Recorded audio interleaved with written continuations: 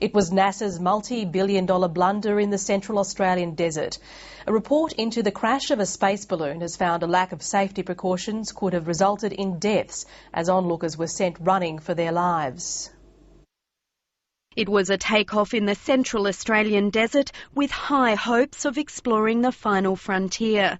Instead, plans came crashing to the ground. The failed launch of a balloon carrying a multi-million-dollar space telescope had onlookers scrambling for safety. There was just lots of noise and we really thought we were gone. It was just an instance of chaos outside. We were expecting to be wiped out. The cargo broke free during takeoff. It was dragged out of control, crashing through a fence into a car. It left onlookers running for their lives. Just barely made it out without getting smashed. NASA's dream of entering the stratosphere ended up as a pile of space junk.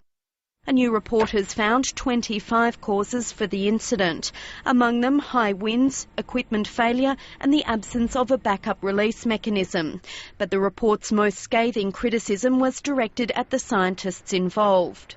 The main safety issue was the safety of the general public, which we addressed immediately after the mishap.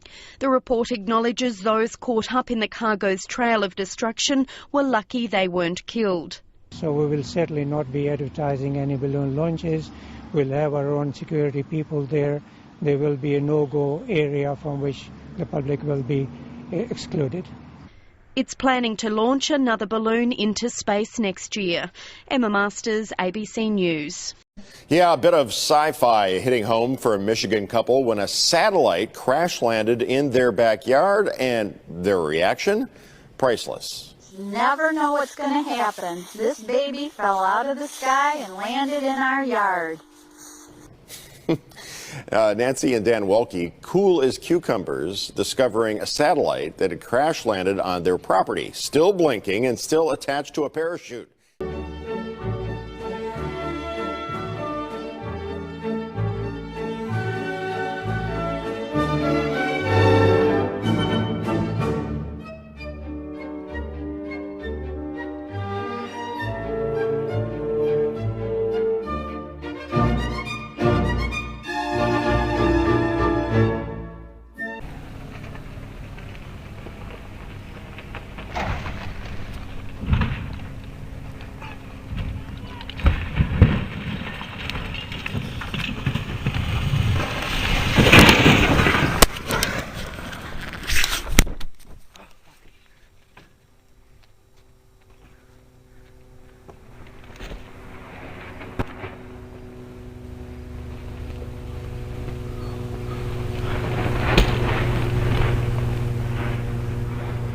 Aí, ó, satélite caiu aqui na Jacami. Tá vendo o Glauber? O Glauber. Ei, Glauber.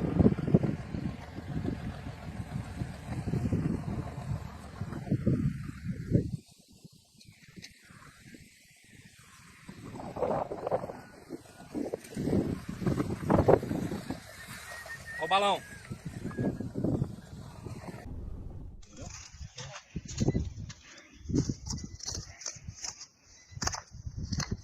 Uma foto da pra cima.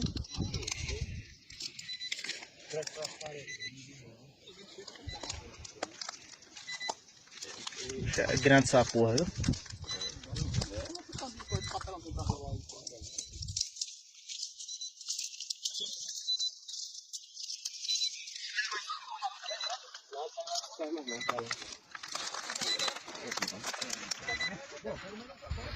Lona tem muita ainda, cara. Lona pra quem quiser aí.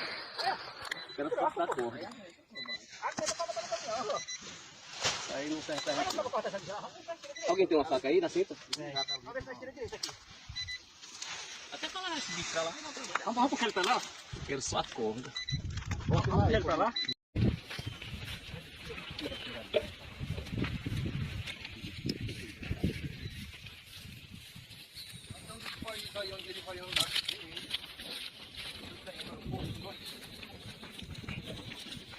A imprensa chegando. Como foi pra você achar esse troço aí, seu homem? Seu ladrão de drone? Como? Daquele ali, esse morador caiu na fazenda dele, foi? Well, people in the Navajo Nation have been trying to figure out what crash landed in the high desert. A Navajo Tribal Council delegate shared a picture of what looks like a satellite. Spaceship or satellite?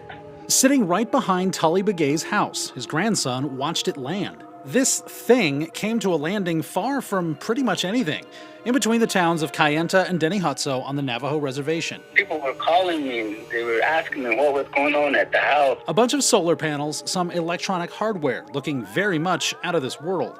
Parachute, there's an orange parachute it came down with it. Navajo Council delegate Nate Brown shared the photo, joking that if it was aliens, they should bring a COVID vaccine with them. But the most likely explanation is probably a lot more boring and does not include a cure for COVID. It's probably a weather balloon, just like the UFO at Roswell, but this time from Google.